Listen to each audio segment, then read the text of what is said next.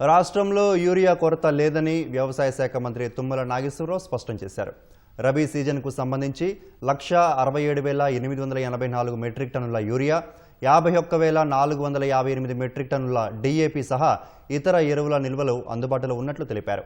అసెంబ్లీలో సభ్యులు అడిగిన ప్రశ్నలకు మంత్రి తుమ్మల నాగేశ్వరరావు సమాధానమిచ్చారు.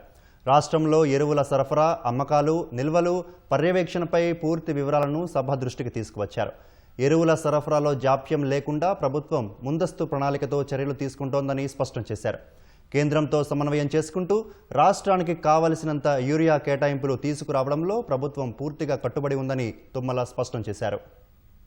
ప్రస్తుత వ్యవసాయ కాలంలో రాష్ట్రంలో యూరియా, ఇతర ఎరువుల కొరత లేదు.